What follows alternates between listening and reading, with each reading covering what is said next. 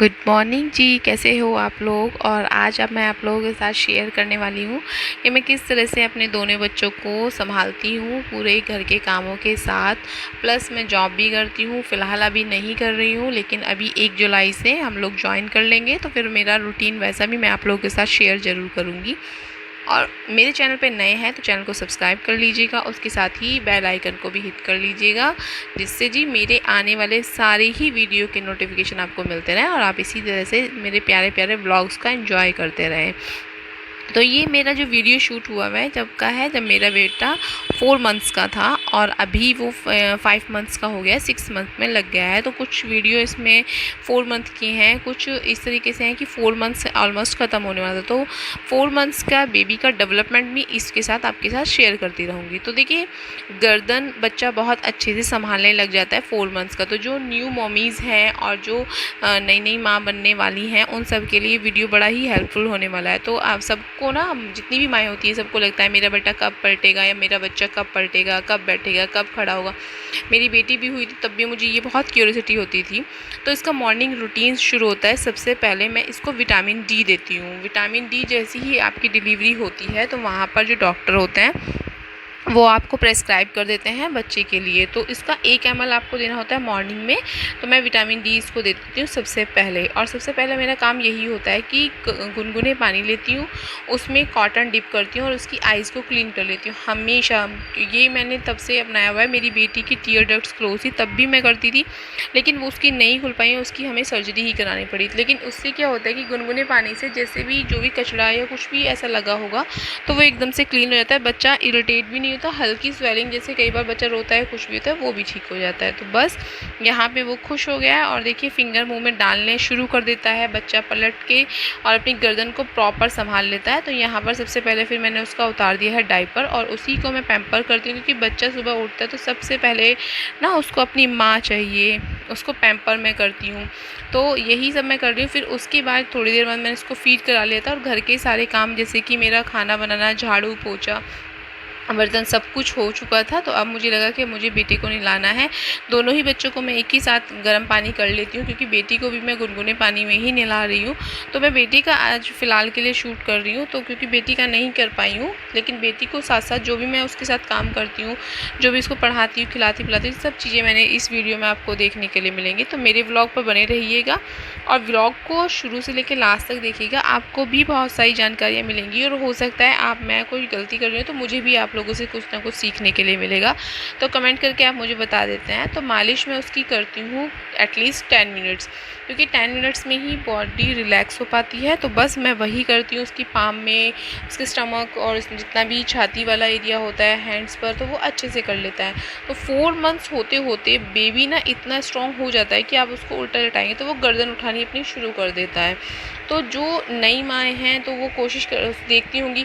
और अगर बच्चा इस तरीके की चीज़ें नहीं कर रहा है, 4th मंथ में नहीं करेगा, तो कई बच्चे ना 5th मंथ में भी करना शुरू करते हैं। 5th मंथ में बच्चा खुद से ही पलटने लग जाता है, खुद से ही अपनी गर्दन संभालता है। 6ठे महीने तक होते होते बच्चा इस लायक हो जाता है कि कई बच्चे तो बैठना भी शुरू कर देते हैं। जैसे मेरी बेटी ने 5 महीने 20-22 दिन की एज में बैठना शुरू कर दिया था। मतलब 2 से 3 मिनट या 4 मिनट 5 मिनट तक आप उसको बैठा कर रख सकते थे, लेकिन हाँ, पीछे सपोर्ट मुझे उसका देना पड़ता था कि कहीं वो गिर ना जाए। वैसे वो अपने सपोर्ट से बैठ जाती थी। तो ये प्रोसेस आप देखिए डे बाय डे बढ़ता चला जाता है कि जैसे आपका बच्चा बढ़ेगा वैसी वैसी चीज़ें इसमें बढ़ती चली जाएंगी। तो वीडियो अगर अच्छा लग रहा हो तो एक लाइक ज़रूर कर दीजिएगा, नए हैं तो सब्सक्राइब कर लीजिएगा। तो मसाज देने के बाद मैं इसको 10 मिनट ऐसे ही छोड़ती हूँ और मेरे बच्चे दोनों ही इतने अच्छे हैं कि वो रोते नहीं हैं। तो बस मैं यहाँ पर इसको नहला रही हूँ। और कैमरा कॉन्शियस इतना है मेरा बेटा ना, बेटी भी ऐसी थी कि उसको ना एकदम से बड़ा अच्छा लगता था कि हाँ चलो मुझे वीडियो देखने को मिल रही है, वीडियो फिल्म कुछ भी वो देखती थी। तो अभी ये भी है, जैसे अगर मान लो बेटी अगर टीवी में कार्टून वगैरह देख रही है तो वो उसको ज़रूर देखती है। तो ये सब चीज़ें ना हर बच्चे के साथ होती है, क्योंकि कलरफुल चीज़ें हैं। क्योंकि 4th-5th मंथ के बाद ही बच्चों को कलर आइडेंटिटी होनी शुरू होती है। उसके पहले बच्चों को कलर आइडेंटिटी नहीं होती है, सिर्फ उसको ब्लैक एंड वाइट चीज़ें दिखती हैं। तो बस मैं यहाँ पर नहला देती हूँ अपने बच्चे को और वो फीड करके नहाने के बाद और बहुत अच्छे से 1-2 घंटे के लिए सो जाता है आराम से। फिर उसके बाद वो उठता है तो बेटी उसके साथ खेलना शुरू कर देती है। ओले ले दीदी के साथ खेल रहे हो, दीदी के। वाह, दोनों बहन भाई खेल रहे हैं, ब्रदर सिस्टर। उम्मा उम्मा, वाह। तो जैसे ही वो नहाकर सो गया था और दोनों ये उठ भी गया था, उसके बाद मैं भी फटाफट से नहाने का अपना काम कर लेती हूँ। तो ये काम सब मेरा फिनिश हो जाता है 9 साढ़े 9 10 बजे तक मैं अपना काम कर लेती हूँ। तो मैं भी यहाँ पर नहाकर आ गई थी और अपने बेटे को ले लिया था, क्योंकि वो थोड़ा सा इरिटेट हो जाता है जब बहुत देर तक लेटा रहता है। क्योंकि और आपको ये भी नोटिस करना होगा कि जो 4 मंथ्स का बेबी होता है ना, वो कई बार ना फीड जल्दी जल्दी ही मांगता है। अभी आपको ये नहीं होगा कि वो बहुत लंबे समय तक सोएगा। ऐसा भी होता है कि कई बार वो दिन में 4 से 5 नैप ले लेता है, 4 से 5 बार सो जाता है बहुत अच्छे से। तो बस वो उसी टाइम पे अगर फीड कर रहा है तो खुश हो जाएगा, उसके बाद खेलेगा। आपका बच्चा भी इसी तरीके से करेगा। तो ये जो डेवलपमेंट माइलस्टोन है, आपको देखते रहना है कि किस तरह से आपके बेटे का डेवलपमेंट हो रहा है। तो बस मैं उसी के साथ थोड़ा सा खेलती हूँ। थोड़ा सा लगता है कि उसी बीच में ना 11-12 का टाइम हमारा हो जाता है, क्योंकि बच्चे क्यों ना कभी फीड कर रहा है, कभी सो रहा है, बच्चे उसी तरह से खेल रहा है। और ये कैमरा कॉन्शियस बहुत है, ये जैसे ही कैमरा देखते हैं एकदम स्माइल करने लग जाता है, बहुत अच्छी अच्छी चीज़ें ये करने लग जाता है। तो आपका भी बेबी इसी तरीके से करने लग जाता है। मेरी बेटी भी बहुत एक्टिव थी और मैं इतनी मतलब उसके साथ एक्सपेरिमेंट करती रहती थी। कभी कोई चीज़ उसके सामने डाल दी थी, कभी कुछ और डालती हूँ। इसके साथ भी मैं करती हूँ। जैसे अभी 5 मंथ्स का हो गया है, 6 मंथ में चल रहा है, तो ये 4 मंथ्स वाला था। तो इस तरीके से बिल्कुल इसका हैप्पी मोमेंट होता है। आप इससे खूब बात कीजिए, खूब खुश होगा, हंसेगा। वो थोड़े से आपके मुंह पे फिंगर जैसे होता है ना, फेस पर फिंगर लगाने लग जाता है। तो ये सब चीज़ें बड़ी अच्छी सी होती हैं इन बच्चों के साथ में। तो ये वाले बच्चे एक तो तंग नहीं करते हैं, सबसे अच्छी बात है। आप इनको खिलाइए पिलाइए सुलाइए और इनसे हंसिए खेलिए, ये बहुत खुश होता है। बस यहाँ मैं अपनी बेटी से भी बात कर रही थी, क्योंकि इस वीडियो में बहुत ज़्यादा मैं बेटी का शूट नहीं कर पाई थी, क्योंकि वो अपना काम में लगी थी। खेलना कूदना खिलाना पिलाना मैं सब उसके साथ करती रहती हूँ। तो अभी इसको मम्मा चाहिए, तो इसके साथ मैं थोड़ा सा खेल रही थी। जैसे वो मांगती है कि मम्मा मम्मा, तो उसके साथ, जैसे कि अब ये सोने के लिए कर रहा है। तो ये टाइम होता है इसका लगभग 2 से 3 बजे का लगभग का टाइम होता है। 2 बजे या फिर 1-1:30 बजे के लगभग ये सोने के लिए दोबारा से करता है। तो मैं इसको इस तरह से पालने में डाल देती हूँ और इसको बहुत अच्छे से कुछ लोरी वोरी सुना देती हूँ। सॉन्ग सुनना जैसे इससे बहुत पसंद है। तो बच्चे से इंटरेक्ट कीजिए, आप उसकी थोड़ी सी लैंग्वेज बोलिए, उसके साथ थोड़ा सा इंग्लिश कम्युनिकेट कर सकते हैं या फिर कुछ और।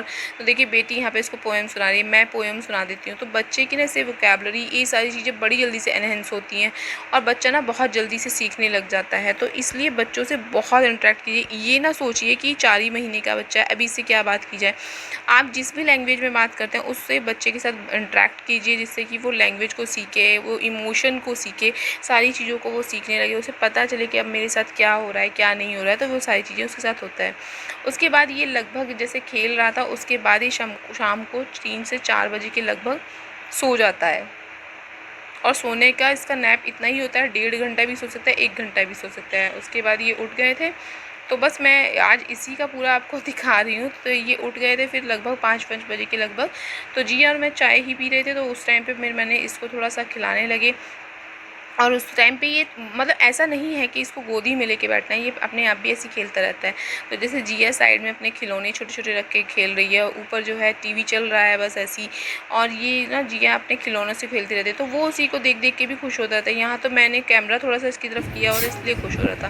तो फिर मैं इसको एक बार और टमी टाइम देती हूँ। तो आप इसको दिन में 2 से 3 बार टमी टाइम दीजिए, जिससे कि बच्चा ना अपनी गर्दन को संभालेगा, चीज़ों को ग्रैब करना शुरू करेगा।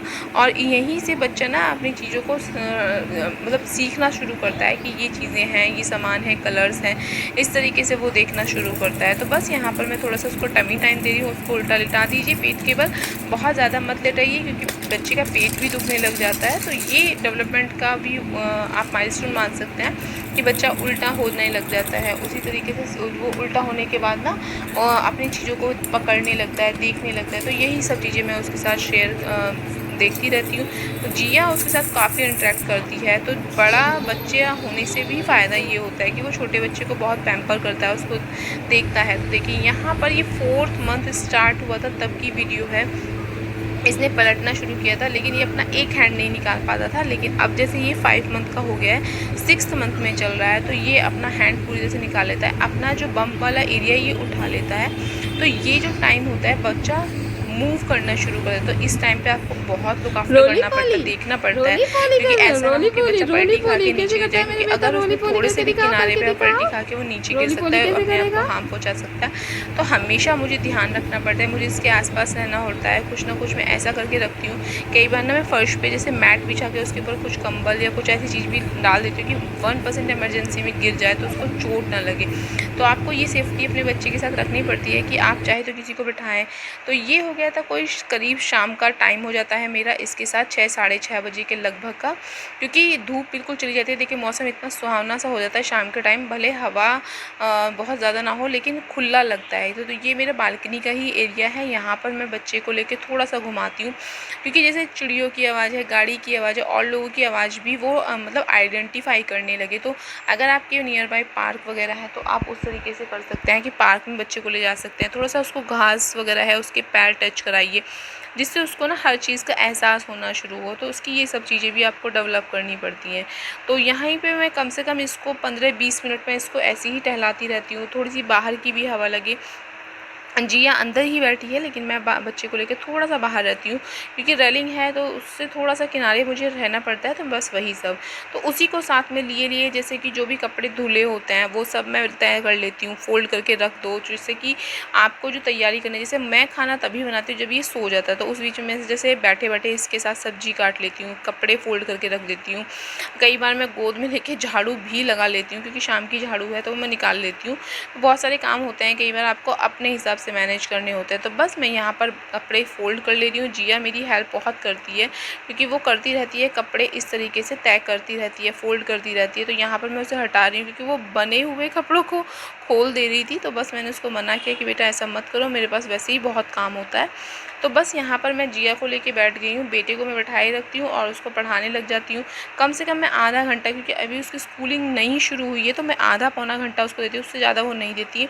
इसी आधा पौना घंटा में वो सारी जितना भी अल्फ़ाबेट्स हैं, जितने भी गिनतियाँ हैं, मैथ्स में हिंदी है, बहुत सारी चीज़ें वो जैसे स्वर व्यंजन सब सीख गई है। उसके अलावा ट्रेसिंग करना वो सीख गई है, बहुत सारी चीज़ों को ना वो खुद से भी। तो बस यही है मेरे पूरे दिन का रूटीन, और इस तरीके से मैं अपने दोनों बच्चों को संभालती हूँ। वीडियो अच्छा लगा हो तो लाइक कीजिएगा, शेयर कीजिएगा और कमेंट कीजिएगा। रात 11:30 बजे मेरे व्लॉग